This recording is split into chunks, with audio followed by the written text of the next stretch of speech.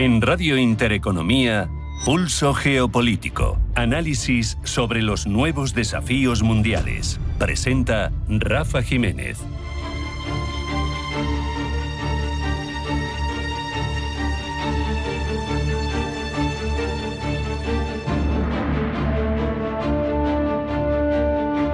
Bienvenidos a Pulso Geopolítico. La Conferencia de Seguridad de Múnich 2026 no ha sido, como pudiéramos temer a tenor de los antecedentes, una reunión de ruptura, como fue la del año pasado. Ha sido algo, no obstante, también bastante preocupante, inquietante. La ruptura ya se produjo y la protagonizó J.D. Vance.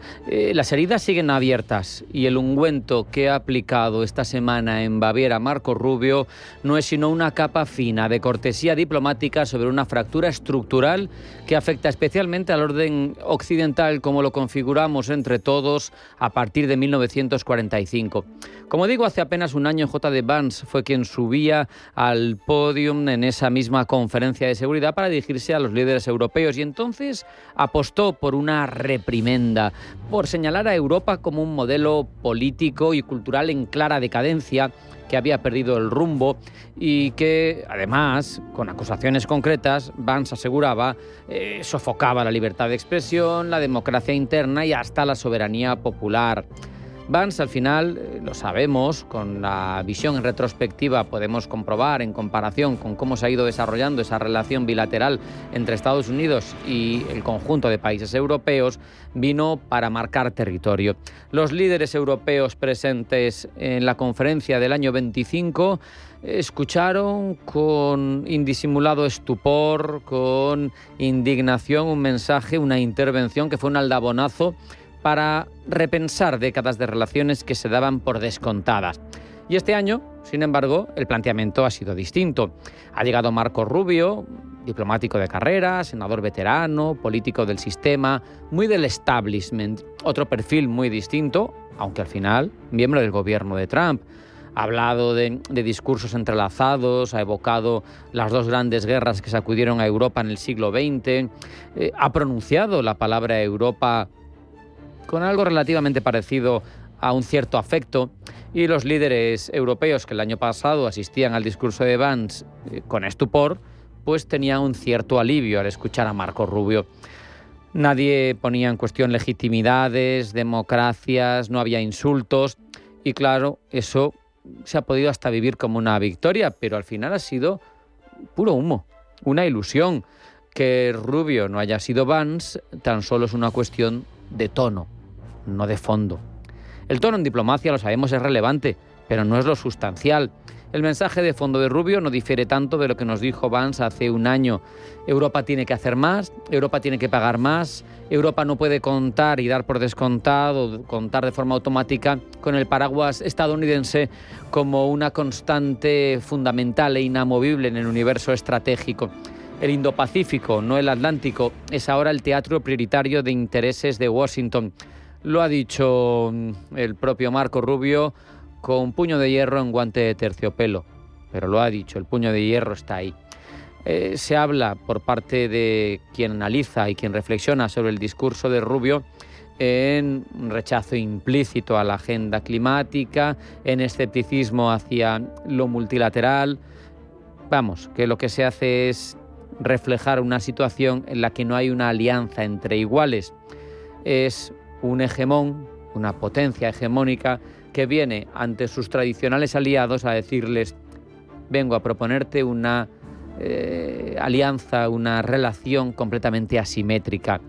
Te recuerdo con bellas palabras que lo que tuvimos en su momento fue maravilloso, pero las condiciones a futuro las marco yo, las pongo yo, y tú tienes que acatarlas si quieres seguir estando a mi sombra relativamente. Es una formulación exigente, pero al final esto hay que gestionarlo, es lo que hay. Y al ser dos partes, uno pone las condiciones y está en condiciones de hacerlo, y el otro tiene que ver qué paso da al siguiente. Aquí hay que incorporar discursos como el de Kaja Kallas, la alta representante de la Unión Europea para Asuntos Exteriores y Política de Seguridad, que fue de las que no se levantó a aplaudir, que ya es un síntoma, que luego habló con claridad.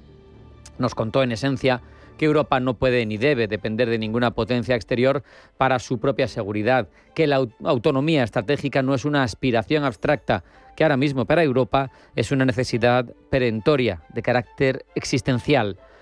También hemos visto el contexto en el que se mueve la primera potencia europea, Alemania, que atraviesa un momento de transformación profunda, incluso en su propia identidad estratégica y en cómo se plantea su lugar en el mundo, con un Friedrich Merz que prefirió hablar antes que el representante estadounidense, porque el año pasado habló primero J.D. Vance y eclipsó todas las demás intervenciones, y plantea Merz una realidad de debates sobre rearme que no generan escándalos como en otros tiempos, que se habla de una opinión pública europea que tiene que empezar a asumir que el mundo exterior ya no garantiza su seguridad, una Alemania que se repiensa a sí misma y que es el mejor termómetro del estado real de la relación transatlántica. Quieres buscar el lugar que tiene Europa ante un Washington que ya no es garante de seguridad, que no es garante al menos de seguridad de forma incondicional. Lo que nos deja Múnich 2026 en el fondo es una imagen muy precisa del estado del orden mundial. Asistimos, lo hemos dicho en más ocasiones, pero esta es un refrendo más de ese análisis, al final de una época, pero todavía no sabemos qué época viene después. Tenemos actores teóricamente neutrales, posicionados en un punto medio, pero que en realidad no lo son tanto, como el secretario general de la OTAN, la voz de su amo. Hemos visto que habla de una NATO, una OTAN 3.0, hemos visto un primer ministro británico, Keir Starmer, que es europeo teóricamente por geografía, pero no lo es tanto por afinidades, con su relación privilegiada con Estados Unidos, y que habla de rehacer las alianzas occidentales. Un Macron que reclama desde hace años una autonomía estratégica europea que todavía no existe. ¿Significa esto que la Alianza Atlántica está muerta? Pues no, al menos todavía no, y no formalmente. Pero significa, sin ningún lugar a ninguna duda, que ha cambiado de naturaleza de forma irrevocable, que Europa está aprendiendo a golpes, tarde y a marchas forzadas, a no poner todos los huevos de su defensa en la cesta atlántica. La conferencia Múnich 2026 no ha resuelto ninguna de las grandes tensiones que configura el momento geopolítico actual. No se ha hablado en profundidad, no se ha solucionado Ucrania, la defensa colectiva europea, la autonomía estratégica de Europa, la bipolaridad entre Washington y Pekín, para nada. Pero ha venido a confirmar que estamos viviendo un punto de inflexión histórico, que se ha acabado el orden mundial que conocíamos y que surge otro nuevo. Y esto es una vuelta de tuerca más. Si uno se detiene en los momentos del discurso de Marco Rubio, por cierto, y esto es un apunte, una adenda al análisis, esos momentos en los que hablaba Marco Rubio en primera persona, que hablaba de sus abuelos, hay que tener en cuenta que da la sensación de que hasta se estaba posicionando para la 48ª presidencia de Estados Unidos. Ahí lo dejo.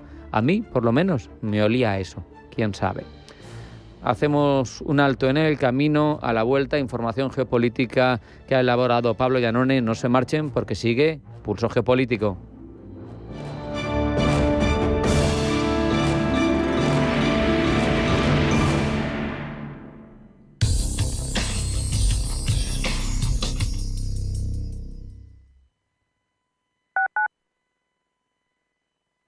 Atención inversor, únete al club de inversión de Grupos Eneas. Estamos especializados en la compra, reforma y venta de inmuebles y otros activos, ofreciendo rentabilidades muy atractivas. Coinvierte con nosotros. 91 639 0347. Grupos Eneas, tu aliado en la inversión.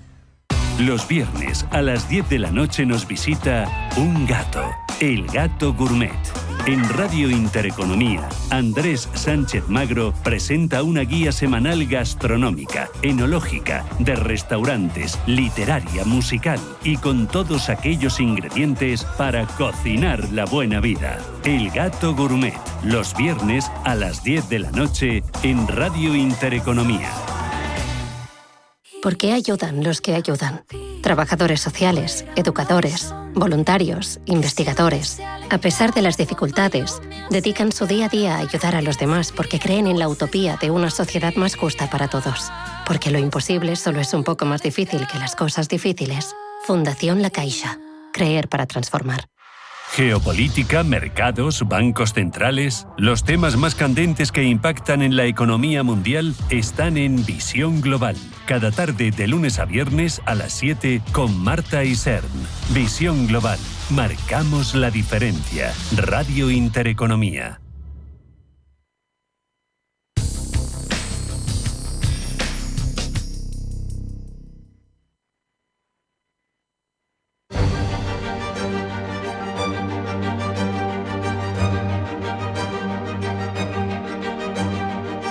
En Radio Intereconomía, Pulso Geopolítico. Presenta Rafa Jiménez.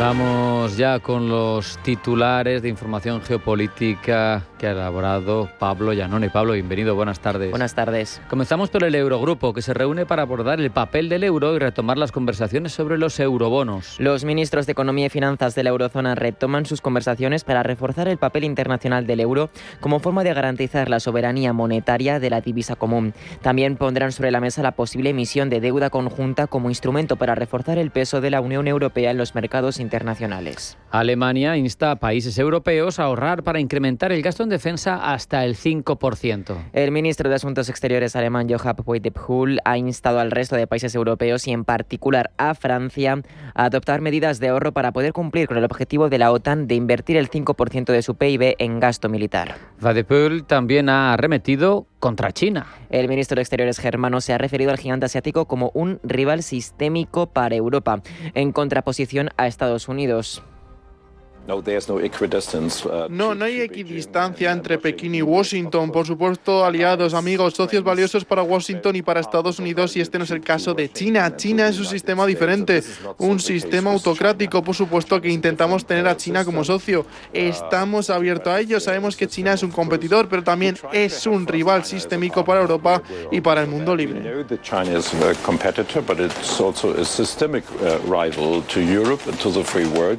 Y tras su paso por la conferencia de Múnich, Marco Rubio viaja a Hungría. El secretario de Estado de Estados Unidos se ha reunido en Budapest con el primer ministro húngaro, con Viktor Orbán. Han sellado un acuerdo energético que permite a Hungría importar petróleo y gas ruso. La medida podría reforzar la postura del líder conservador a poco de unas elecciones parlamentarias que podrían acabar con su liderazgo. La cumbre de la inteligencia artificial arranca en Nueva Delhi. Asistirán a ella más de 20 líderes globales como Emmanuel Macron y Luis Ignacio Lula da Silva.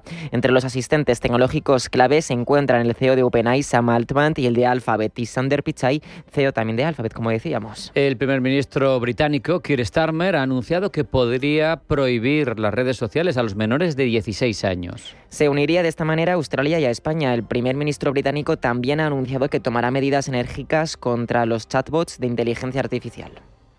El status quo no es suficiente. Tenemos que proteger a nuestros hijos y este gobierno está haciendo de la protección de nuestros hijos su prioridad número uno, por lo que tomaremos todas las medidas necesarias en relación con las redes sociales, porque se lleva hablando de ello mucho tiempo y no hay ni un solo padre en el país que no esté realmente preocupado por esto, y muchos más además. Pero no podemos quedarnos esperando años y años, tenemos que actuar con rapidez y eso es lo que pretendemos hacer. El gabinete israelí aprueba el registro de tierras de Cisjordania. Medida con la que Israel reforzará su control sobre la Cisjordania ocupada y facilitará a los colonos la compra de tierras. Los palestinos han calificado la medida como una anexión de facto. El ministro de Exteriores iraní y el jefe del Organismo Internacional de Energía Atómica de Naciones Unidas se reúnen en Suiza. Encuentro celebrado en Ginebra en el que tendrán una discusión técnica profunda. A poco de que se celebre la próxima reunión sobre materia nuclear entre Washington y Teherán, el ministro de Exteriores iraní, Abbas Araghchi, ha insistido en que no aceptará sumisión ante amenazas. Esta semana se inaugura la Junta de la Paz de Donald Trump. El próximo jueves 19 de febrero nacerá de manera oficial la polémica Junta, que contará con un fondo inicial de $5.000 millones. Dicho capital estará destinado exclusivamente a la reconstrucción y a los esfuerzos humanitarios en el enclave palestino. Se dará así el pistoletazo de salida al definido por Trump como el organismo internacional más importante de la historia.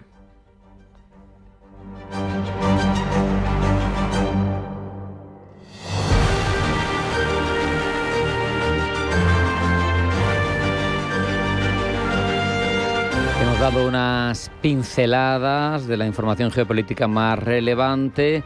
Ahora profundizamos, porque la semana comienza marcada por la reunión de ministros de Finanzas de la Eurozona en Bruselas. El objetivo, debatir el fortalecimiento del euro, la soberanía financiera de la Unión. Una discusión que se centra en explorar el desarrollo de un activo seguro europeo que pueda mejorar la posición de la Unión en los mercados financieros internacionales. Sabemos, por ejemplo, que Estados Unidos tiene el bono a 10 años como referencia y como un activo líquido por antonomasia. Pues bien, Alemania, no obstante, rechaza de momento esa propuesta estratégica impulsada fundamentalmente por Francia. Y esto genera tensiones en el eje franco-alemán que contrasta, por otro lado, con la actitud cómplice de ambos países en cuanto a la cuestión nuclear y sus capacidades disuasorias, Pablo. Y es que al tiempo que el ministro de Exteriores germano Johann Wadephul ha apelado a aumentar el gasto en defensa, ha lanzado un dardo directo al arco del triunfo. Alemania rechaza los repetidos llamamientos de Macron a favor de los eurobonos para impulsar la inversión, por temor a que la deuda común de la Unión Europea dé lugar a subvenciones ilimitadas a los Estados miembros con finanzas más débiles. Berlín teme especialmente lo que le pueda pasar a Francia, teniendo en cuenta que posee la tercera carga de deuda más alta de la Unión Europea en proporción al PIB, después de Grecia e Italia. Por eso, hoy cabe esperar tensiones en esa reunión del Eurogrupo en Bruselas. Tensiones que contrastan con esa complicidad, como decíamos, que París y Berlín llevan días mostrando en torno a la idea de extender el paraguas nuclear del país galo al resto de Europa. Rafael Calduc, que es catedrático emérito de Relaciones Internacionales en la Universidad Camilo José Cela. Una capacidad nuclear disuasoria, no es una capacidad nuclear intervencionista. Y es evidente que esa capacidad disuasoria de Francia, hoy por hoy, no solamente cubre a Francia, cubre a los aliados europeos. Junto a esa declaración de voluntad política por parte de Francia de disponibilidad de su capacidad nuclear, a la que habría que agregar también, por el entendimiento que hay político estratégico con el Reino Unido, la capacidad del Reino Unido, hay que agregar la voluntad firme y puesta ya en práctica de Alemania de remilitarizarse. Y esa complicidad entre París y Berlín en torno a la cuestión nuclear ha sido clave en la conferencia de seguridad de Múnich de la que les hemos estado hablando. Es un encuentro en el que Bruselas, por su parte, ha insistido en reforzar su autonomía estratégica, Pablo. Veíamos a una Ursula von der Leyen decidida a reactivar la cláusula de defensa mutua de Europa. Una tarea que, como ha asegurado la presidenta de la Comisión Europea, ya no es opcional, sino una obligación.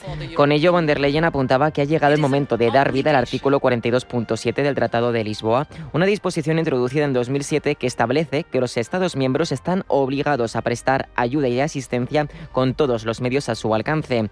Esto si se diese el caso de que uno de ellos sufre una agresión en su territorio. Apuesta, como decimos, por esa autonomía europea que apunta a un mayor distanciamiento hacia Washington. Parecía que ese mensaje se lanzaba entre líneas hasta que la presidenta del Banco Central Europeo habló sin miramientos.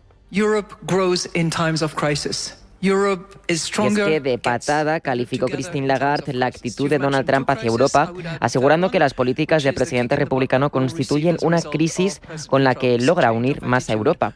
Entre tanto, de amistad hablaba el secretario de Estado Marco Rubio también en Múnich.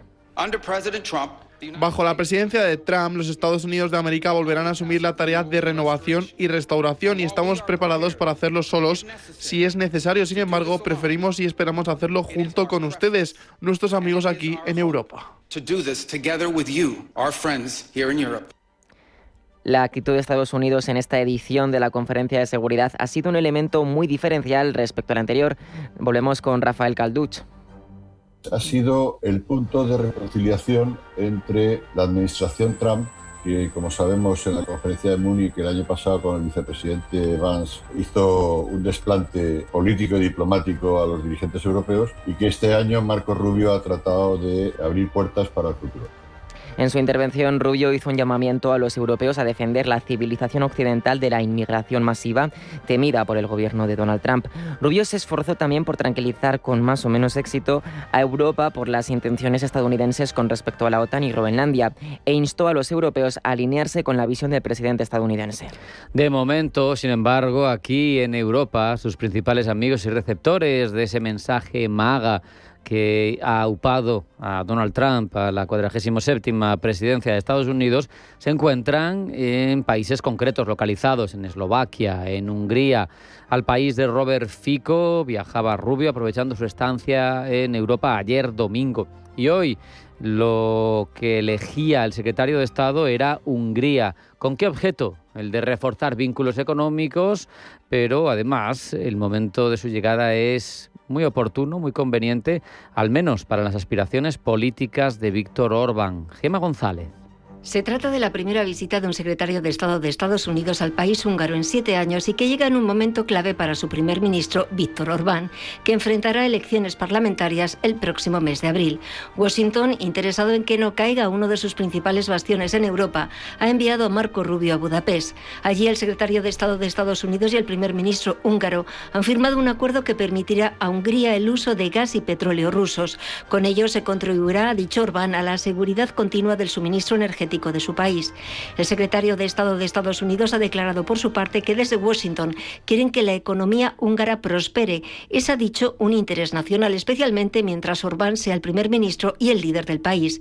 Washington confía en que con estas palabras la opinión pública sea más favorable a Orbán, cuyo partido, el Fidesz, se encuentra en plena decadencia mientras la oposición sube en las encuestas como la espuma. Por primera vez en 15 años podría haber una alternativa política diferente en Hungría.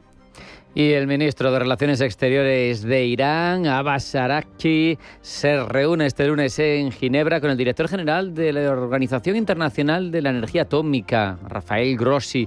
Desde Suiza, Araghchi ha asegurado que busca alcanzar un acuerdo justo, equitativo, que no está dispuesto Irán a rendirse ante las amenazas que llegan desde Estados Unidos. El encuentro tiene lugar un día antes de que se inicie la segunda ronda de conversaciones nucleares entre Estados Unidos y la República Islámica de Irán, un aspecto sobre el que algunos analistas no se muestran demasiado esperanzados, demasiado optimistas, porque apuntan a que más tarde o más temprano habrá una posible intervención militar de Washington. Rafael Calduch. Lo que está haciendo Estados Unidos es ganando tiempo, el tiempo que necesita para preparar una intervención lo suficientemente decisiva para desestabilizar al régimen. Necesita ganar tiempo y necesita dar la apariencia de que la intervención militar, cuando se produzca, va a ser el último recurso, como ocurrió en Venezuela. No sé si eso terminará en guerra o no, pero lo que van directos es a una intervención militar de Estados Unidos.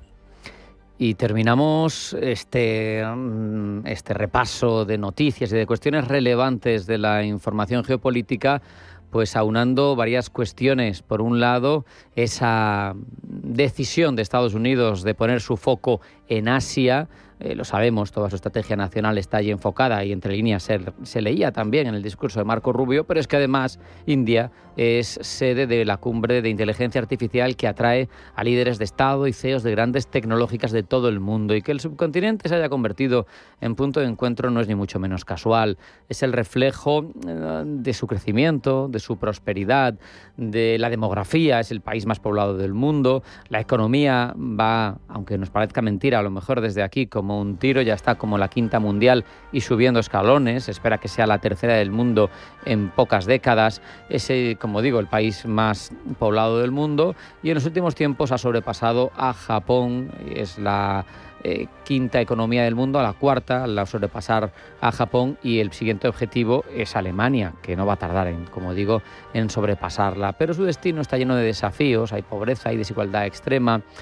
¿Cuáles son las claves del crecimiento indio? ¿Cómo está tratando Nueva Delhi de hacer que sea sostenible y equitativo? Nos lo cuenta Pablo Llanone. Más de 4 billones de dólares de PIB, 1.500 millones de habitantes. La India ya es la democracia más grande del planeta y la cuarta economía del mundo. Ha superado a Japón y roza a Alemania.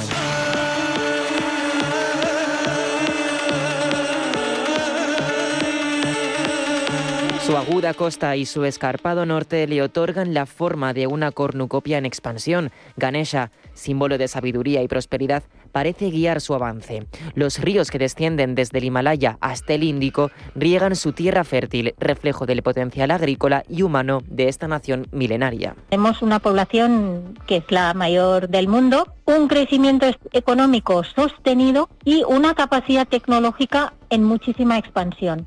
Además, la India goza de una legitimidad que es muy importante y muy particular en el sur global. Y eso le permite actuar como interlocutor fiable, creíble, con países que no se identifican tan plenamente con el bloque occidental. Sin embargo, la India arrastra aún profundas desigualdades. En 2024 su PIB per cápita fue de $2.694, 12 veces menos que el de Japón. La estructura económica lo evidencia. El 50% de la población trabaja en el sector primario, que apenas representa el 15% del PIB.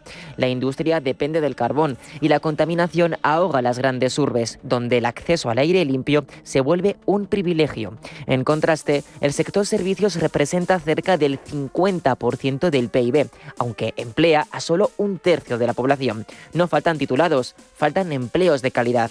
Se estima que la India crecerá por encima del 7% anual en los próximos años, pero ¿podrá este crecimiento ser sostenible y equitativo?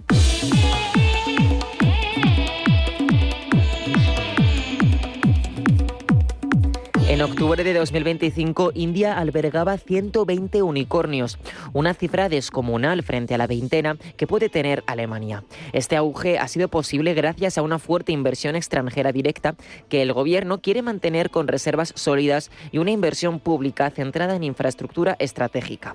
No obstante, el último hito que va no solo a mantener la inversión extranjera, sino a elevarla exponencialmente, va a ser el acuerdo comercial firmado con la Unión Europea, a la espera todavía de ser ratificado por el Parlamento de los 27. El acuerdo comercial con la India supone casi el 25% del PIB mundial, un mercado total de 2.000 millones de personas y una clarísima alternativa a Estados Unidos, donde bienes como vehículos europeos podrán venderse en la India y otros productos que hasta ahora tienen como Estados Unidos su principal mercado. Como señala José María Viñals, director del Máster en Relaciones Internacionales del IEB, el acuerdo eliminará progresivamente aranceles que podrán beneficiar a las manufacturas textiles y posicionar a la India al mismo nivel competitivo que Bangladesh, Vietnam o China en este sector. El acuerdo también permitirá impulsar su potente sector primario y fortalecer sus relaciones bilaterales con otros países. Manjula Balakrishnan es profesora de Relaciones Internacionales. Para la India, la Unión Europea ofrece estabilidad institucional, un poder normativo y una red diplomática global que complementa sus relaciones bilaterales tradicionales. Con menos costes y más producción, la India podrá generar empleo de mayor calidad, activar la demanda interna y reforzar su ya pujante sector servicios. Con una inflación que sigue descendiendo, el Banco Central podrá impulsar el crecimiento con políticas monetarias acomodaticias. Todo parece jugar a favor de la India. No obstante, ¿de qué sirve crecer si el aire se vuelve irrespirable? El gobierno también ha pensado en esto y por ello está acabando poco a poco con el carbón, pese a depender en exceso de él. Con una apuesta decidida por las renovables, ya ha logrado generar el 50% de su energía a partir de fuentes menos contaminantes. En 2024, el primer ministro indio Narendra Modi anunció que 10 millones de hogares recibirán instalaciones de placas solares en sus tejados. Esto no solo mejora la situación climática del país, sino que se convierte en un elemento de tracción de nuevo para la inversión extranjera. Todo apunta a un panorama de éxito para India y, como dijo la presidenta de la Comisión Europea, Ursula von der Leyen, al firmar el acuerdo comercial con Narendra Modi, cuando India tiene éxito, el mundo es más estable, más próspero y más seguro. Todos, concluyó, nos beneficiamos.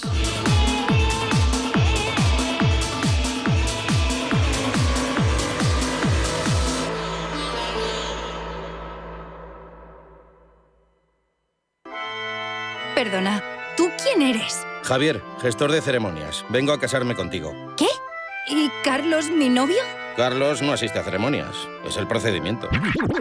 Absurdo, ¿verdad? Así firma la mayoría su hipoteca, con un desconocido. En Eurocaja Rural, tu director te escucha, adapta tu hipoteca, te lo explica todo y te acompaña a la firma. Más información en eurocajarural.es. Eurocaja Rural, la hipoteca que tú quieres. ¿Sabes que tomando 2 litros de agua Sierra Cazorla te aporta el 30% de magnesio que necesita tu cuerpo? Y además es baja en sodio. No existe otra igual. Agua mineral Sierra Cazorla.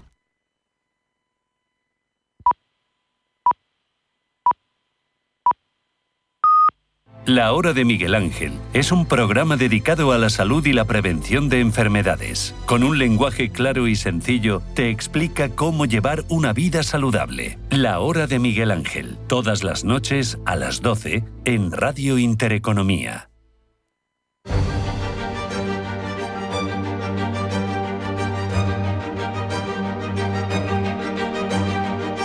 En Radio Intereconomía, Pulso Geopolítico. Presenta Rafa Jiménez. El ciberespacio se ha convertido en el nuevo campo de batalla del siglo XXI. Son territorios sin fronteras físicas, pero allí los estados libran guerras silenciosas, roban secretos, intentan desestabilizar a las sociedades enemigas sin disparar apenas un tiro. Es un dominio complejo, donde la atribución de los actos es casi imposible, donde hay pocas reglas y donde las grandes potencias compiten sin árbitros. Por eso, para analizar el escenario, actores y sobre todo cómo se puede intentar gobernar algo tan escurridizo en un mundo cada vez más fragmentado, hablamos con Mariano César Bartolomé, profesor de Relaciones Internacionales de la Universidad Camilo José Cela. Mariano, bienvenido, buenas tardes. Buenas tardes, Rafa, ¿me escuchas bien? Perfectamente, muchas gracias por estar con nosotros. En los últimos años hemos visto ataques atribuidos a actores estatales contra infraestructuras críticas, contra sistemas electorales, contra redes de comunicación. Y uno se pregunta, ¿hay realmente de forma sostenida una guerra cibernética permanente de baja intensidad? ¿O incluso estamos redefiniendo o definiendo las categorías sobre la marcha porque es algo inédito? Bueno, excelente pregunta, que te agradezco. En realidad, las dos cosas que tú has dicho. Por un lado, el concepto tradicional de guerra no aplica a las cuestiones cibernéticas.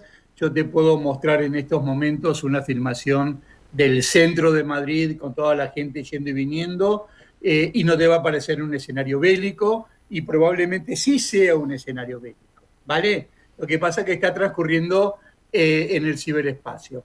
Y hay algunos portales que tú sabes que transmiten en tiempo real, monitorean en tiempo real los ciberataques que están ocurriendo. Es súper interesante de ver y lo que tú constatas es que permanentemente están discurriendo en el mundo ataques de una punta a la otra del globo de las formas más diversas y heterogéneas que te puedas imaginar. Lo que pasa es que eso pasa desapercibido para el ciudadano común. A diferencia de la guerra convencional, el ciberespacio, hasta donde yo sé, carece de una arquitectura jurídica consolidada. Sí. ¿Qué se puede hacer? ¿Por qué no ha sido posible alcanzar un tratado internacional equivalente, pues no sé, a las convenciones de Ginebra para conflictos digitales? Claro, sí. Bueno, mira, siempre se traza un paralelismo con el tema del crimen organizado, que como tú sabes, hay una convención, que es la Convención de Palermo, del año 2001, vieja, pero que existe por lo menos, que de alguna manera enmarca la cuestión y sirve de paraguas para otras convenciones más específicas como la de la Unión Europea.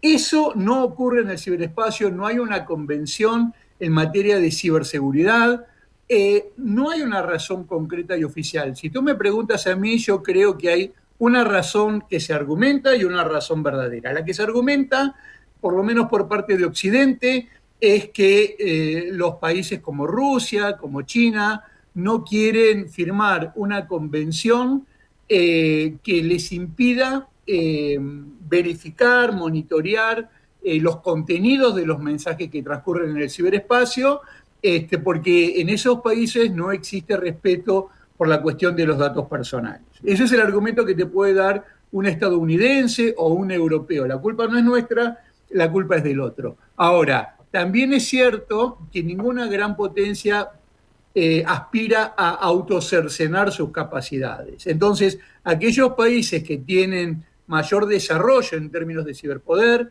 por caso Gran Bretaña, Estados Unidos, China, Rusia, Israel, a ninguno se lo ve demasiado motivado para avanzar en este sentido. Eso por lo menos es mi punto de vista. Sabemos que la infraestructura digital global, incluso cables submarinos, pero satélites también, servidores, pues está en gran medida en manos privadas.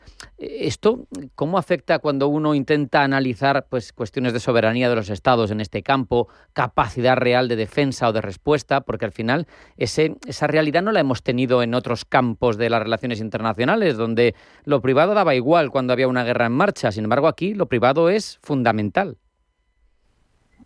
Rafa, bien lo dices tú, aquí lo privado es fundamental y la verdad es que ningún país puede diseñar una estrategia de ciberseguridad medianamente efectiva sin el concurso de los privados. Vamos al caso de España. Las infraestructuras críticas españolas no solamente están en buena medida en manos privadas, sino que están en manos de empresas que no son españolas necesariamente, cuyas casas centrales y cuyos CEOs están afuera de este país y hablan otro idioma. Y eso plantea desafíos muy grandes en materia de ciberseguridad. Yo lo que creo, y de alguna manera esto complementa la respuesta anterior, es que ningún país, incluso yo te diría que Estados Unidos tampoco, puede plantearse seriamente el logro de un nivel alto de ciberseguridad si no es con el concurso de los privados. Esto, en el ciberespacio, las fronteras entre lo público y lo privado, así como las fronteras entre lo interno y lo externo, se desdibujan absolutamente, así que sería una quimera, me parece a mí, pensar que solamente los Estados-naciones, que bastante perimidos están en materia cibernética, pueden obtener las respuestas y las soluciones por sí solos. Es tremendo, la verdad es que el declive del Estado westfaliano, que se da por muchas variables, aquí ya hace aguas por todas partes, es tremendo. No obstante, te quería preguntar por países concretos, por ejemplo, Estonia, que es un país muy poco potente, que es un país pequeñito, que es un país que intenta protegerse del oso ruso, lógicamente, por su ubicación geográfica. Yo recuerdo cuando estuvo aquí el embajador de Estonia en España que nos contaba: cuando vimos cómo lo digital se derrumbaba en Ucrania al comienzo de la guerra, cómo se atacaba a las estructuras del Estado, rápidamente construimos un gemelo digital y lo pusimos en Luxemburgo para tener una capacidad de en poco tiempo reconstruir al menos la parte digital, ¿no? Sí. Hay capacidades de ciberdefensa que son notables y no necesariamente el actor tiene que ser hiperpoderoso. No sé qué estrategias puede haber en el ámbito de los estados para intentar tener algo de capacidad de respuesta o de supervivencia ante esta dinámica. Bueno, dos preguntas, o un comentario y una pregunta que me has hecho que son súper interesantes. Vamos a lo primero, Estonia. Uno mira el mapa y apenas divisa Estonia. Yo creo que la Comunidad de Madrid, si te descuidas, que hace más grande. Sin embargo, Estonia es una potencia y es un país pionero en esta materia. ¿Y sabes por qué? Porque en el año 2007 Estonia recibió un ciberataque que está considerado el primer ciberataque ruso contra un país de la OTAN. Tanto es así que la OTAN se encontró con que su doctrina no estaba del todo actualizada, si podía aplicar o no el artículo 5, tampoco se lo podía acusar formalmente porque no había pruebas. Esta palabra que has utilizado tú al pasar, que es la atribución, es muy difícil atribuir esto, y cuestión que a partir del caso de Estonia es que la OTAN se ha tomado verdaderamente en serio todas estas cuestiones, a punto tal que el Centro de Excelencia en Ciberdefensa de la OTAN se encuentra en Tallinn. Estonia aprendió muy bien la lección y tiene, como tú bien dices, casi todos sus sistemas duplicados, todos sus archivos duplicados, todas esas cosas que a veces nosotros no hacemos como usuarios, el Estado estonio lo ha hecho, y de alguna manera lo que nos demuestra Estonia es que, y ahora voy a la segunda parte de tu comentario, a la pregunta en concreto, ¿qué es lo que podemos hacer? Bueno, lo que podemos hacer es de alguna manera lo que mostró Estonia en esos momentos, y es desarrollar una estrategia de ciberseguridad verdaderamente holística y abarcativa y omnicomprensiva, si vos me permitís el concepto, que incluya 4 o 5 elementos que a mí me parece que son centrales. Tenemos que tener un marco normativo, un conjunto de leyes que estén actualizadas para lidiar con este mundo cibernético. Y vos dirás, seguramente lo están, no siempre. Entonces necesitamos tener un marco normativo, un plexo normativo actualizado. Necesitamos tener recursos humanos calificados y capacitados para poder actuar en casos de emergencia, ¿sí? Necesitamos regulaciones, estándares, procedimientos internacionales, por decirte las normas IRAM 27001, las normas NIST de Estados Unidos, que en la medida en que personas físicas o jurídicas las cumplen, los riesgos de ser víctima de un ciberataque disminuyen. Y agregaría, seguramente el listado más largo, pero pensando, agregaría algo que, Rafa, esto es axiomático, no solamente para las cuestiones de ciberseguridad, sino también para el terrorismo, para el crimen organizado. Mira, por definición, cuando la amenaza es de naturaleza transnacional o no queda circunscripta a los límites de un Estado-nación, en el sentido westfaliano del término, la respuesta tiene que ser a través de la cooperación. Claro. Ningún país puede por sí mismo lidiar con un problema de estas características, así que me parece a mí que la cooperación es mandatoria, no solamente entre estados, sino también, volviendo a un comentario anterior, con la empresa privada, con asociaciones de la sociedad civil, con la academia, ¿sí? Esto que en inglés llaman un enfoque o un abordaje de múltiples partes involucradas, multi-stakeholder. El Estado español, ni ningún Estado por sí mismo puede lidiar con esto. Claro, ¿y cómo implementamos esa estrategia en un momento de fragmentación del orden multilateral, de un mundo en el que prima las relaciones bilaterales, casi lo unilateral de las potencias que quieren ser revisionistas, que quieren mandar en su entorno?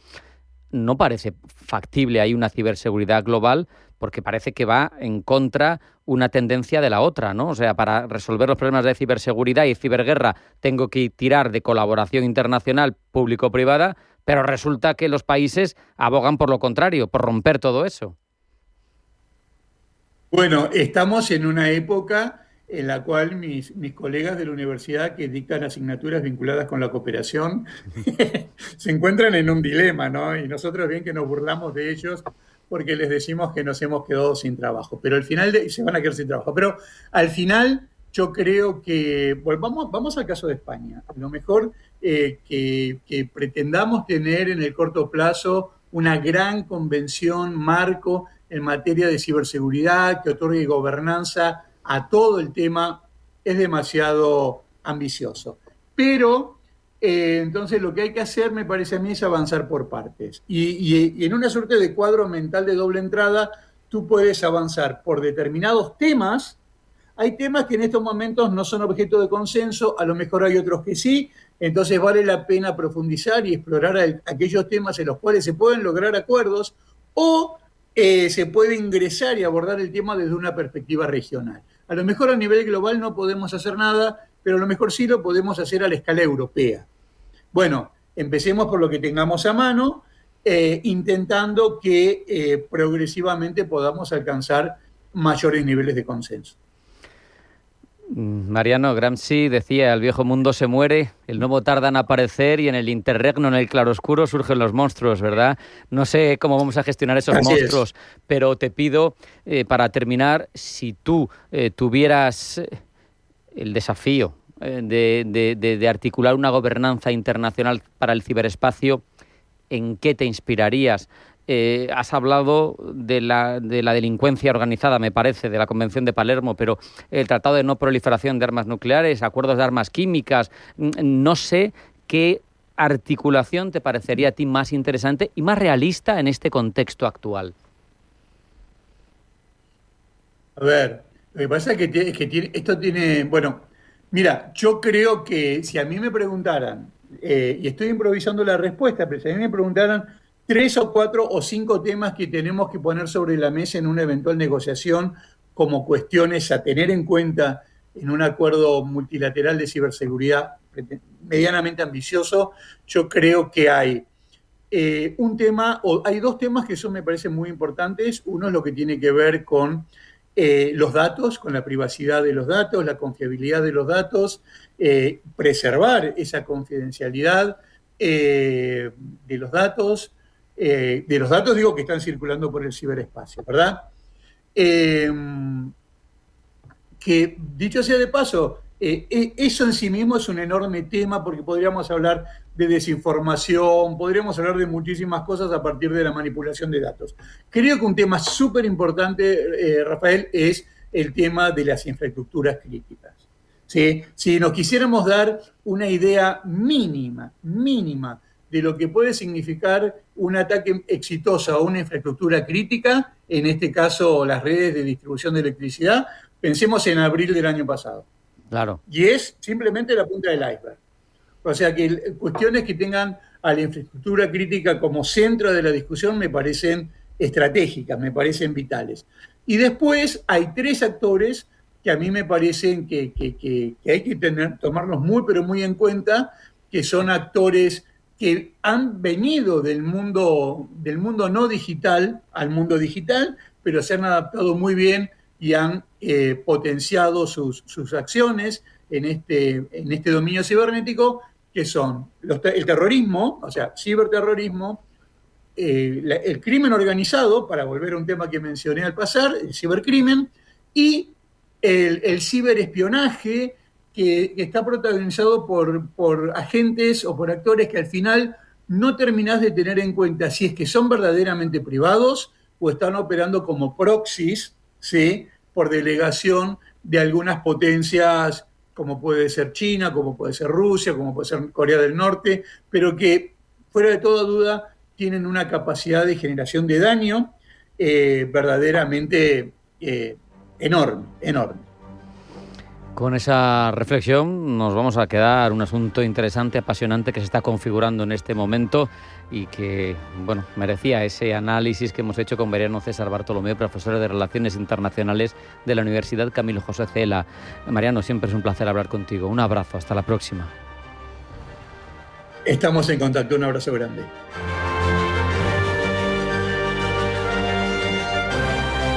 En Radio Intereconomía, Pulso Geopolítico.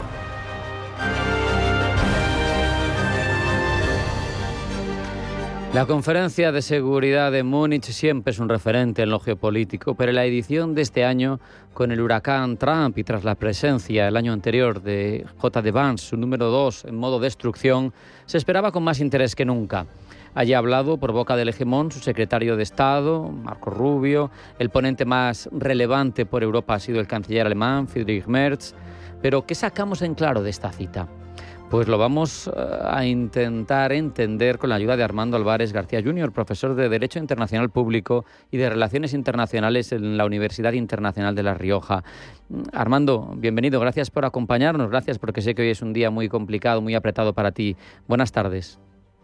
Muchísimas gracias, Rafa. Buenas tardes. Buenas tardes a todos. Tras la conferencia de seguridad, como digo, ¿cuál dirías tú que es el principal mensaje político que nos deja esta edición para Europa, en concreto, y para el sistema internacional en su conjunto? El gran mensaje es que el viejo orden liberal transatlántico se da por terminado, ¿no? Y que la relación con Estados Unidos pasa a ser mucho más transaccional. Para Europa, esto se traduce en una exigencia muy clara, ¿no?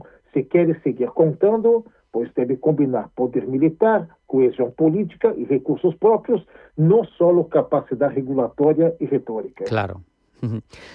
Armando, la ausencia de Trump ha sido muy comentada. Más allá del gesto, que en diplomacia siempre son importantes, ¿qué lectura geopolítica tiene que hacer la Unión Europea ante el hecho de que el presidente de Estados Unidos no ha querido acudir? Bem, a ausência de Trump significa que a Europa ha dejado de ser la prioridad simbólica de la Casa Blanca. La Unión Europea tiene que leerlo como una advertencia.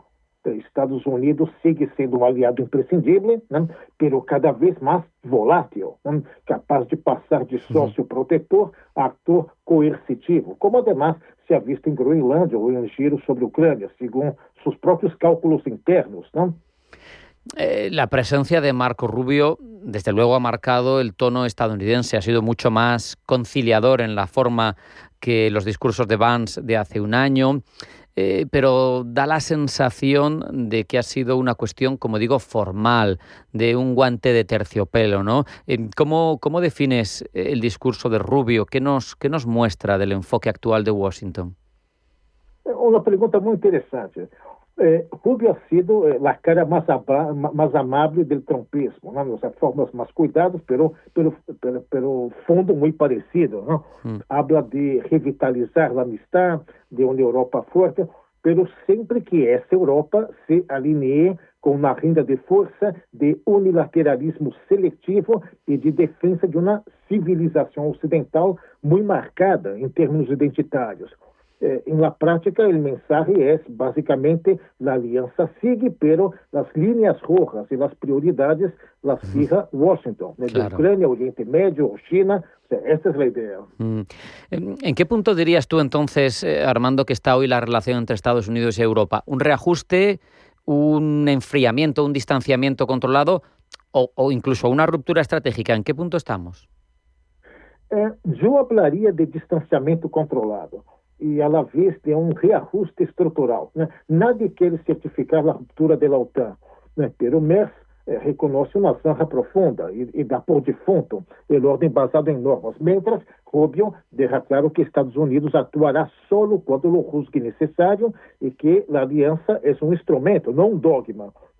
Para a Europa, isto implica mais risco e incertidumbre, né? Claro. Mas também uma forte pressão para inverter em capacidades próprias e reduzir dependências críticas. E solamente um ponto adicional, que em Washington se empieza a falar de uma espécie de OTAN 3.0, né? Da aliança onde a Europa assumiria quase todo o peso da defesa convencional para que Estados Unidos concentre recursos em ele Indo-Pacífico, ¿no? Algo que refuerza la idea de reequilibrio, pero también de relación más condicionada.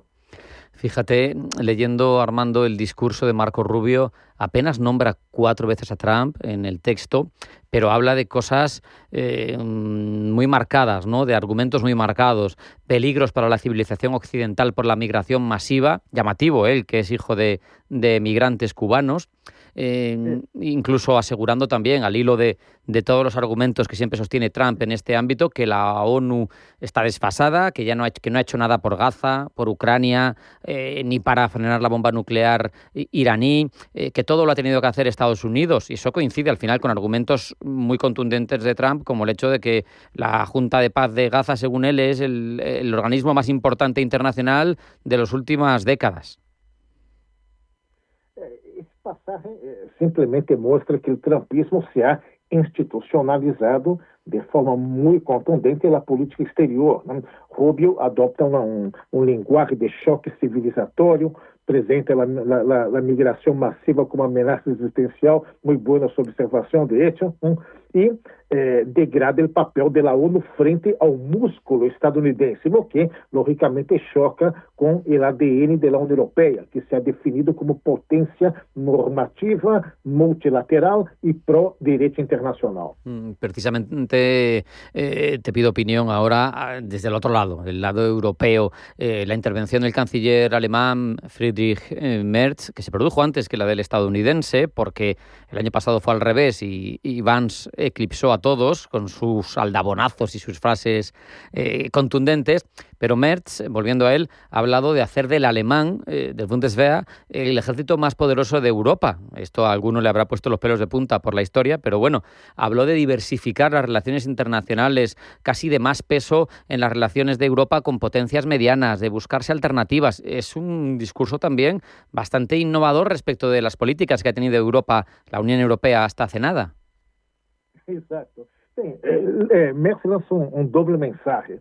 Reconoce el fin del orden posterior a la Guerra Fría y la existencia de una brecha con Estados Unidos, pero defiende mantener la alianza y refundar la OTAN, ¿no? Y para eso plantea convertir sus fuerzas armadas en el ejército más potente de Europa, abrir el debate sobre una disuasión nuclear europea alrededor de Francia, aunque dentro del marco aliado, y diversificar las relaciones económicas y energéticas para reforzar la posición alemana en la Unión Europea. Básicamente esto.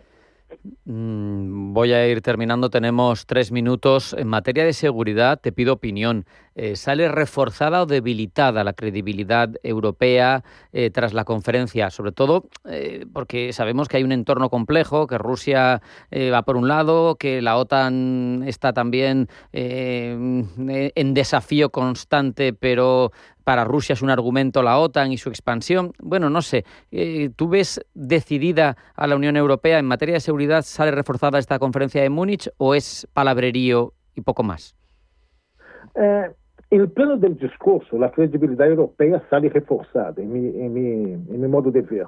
En el plano de las capacidades, pues lógicamente siguen en entredicho, ¿no? Los pasos hacia más cooperación militar, el debate nuclear franco-alemán y el acercamiento al Reino Unido son señales positivas, ¿no?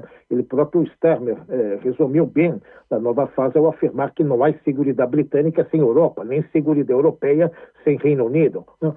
Pero la dependencia europea, ¿no? Del paraguas estadounidense y las divisiones internas mantienen abiertas las dudas sobre la capacidad real de Europa para sostener por sí misma su seguridad frente a Rusia u otras amenazas, ¿no? La apuesta por una OTAN 3.0 con menos medios convencionales estadounidenses corre el riesgo, en este sentido, de crear una brecha temporal de vulnerabilidad si la retirada de recursos de Estados Unidos se acelera antes de que la capacidad europea sea realmente creíble. Claro. Aquí, a diferencia de cuando habló Vance, los europeos se levantaron a aplaudir a Rubio porque las formas eran más suaves, pero Kaja Kallas, la responsable de Política de Seguridad y Exterior, aplaudió pero no se levantó y fue contundente. Dijo, pues un poco lo que estás diciendo tú, ¿no? Que hay que apostar por esa autonomía estratégica, pero ya, mirando a futuro. Armando, para terminar, ¿tú crees que esta conferencia de Múnich 2026, esta constatación de fin de un orden antiguo, de más transaccional, de menos ayuda de Estados Unidos, va a tener consecuencias prácticas de cara a lo que decida la Unión Europea, a la capacidad, a la decisión con la que aborde ese desafío a futuro? Bien, Múnich probablemente acelerará 3 tendencias: mayor integración europea en defensa, un debate más concreto sobre disuasión nuclear europea y un refuerzo de la cooperación con el Reino Unido en seguridad y geoeconomía. Y por otro lado, von der Leyen ha verbalizado, de hecho, la necesidad de activar de verdad la autonomía estratégica europea, incluida la cláusula 42.7 del Tratado de la Unión Europea, como complemento, no como sustituto de la OTAN. Y el reto, Rafa, a la luz del debate actual sobre la OTAN 3.0, es reequilibrar la carga sin crear un vacío de seguridad en la transición, que el giro hacia el Indo-Pacífico no deje a Europa una especie de tierra de nadie estratégica. Y en la relación con Washington veremos, en mi modo de ver, a una Unión Europea que intenta asumir más carga militar y financiera, algo que en principio refuerza la OTAN. Pero con ese diagnóstico nos vamos a quedar, que se nos ha ido el tiempo. Armando Álvarez García Jr., profesor de la Universidad Internacional de La Rioja. Muchísimas gracias, un abrazo, hasta la próxima, muchas gracias. Muchísimas gracias, Rafa, muchísimas gracias a todos, un abrazo, adiós. Hasta aquí Pulso Geopolítico, no hay tiempo para más, hasta mañana.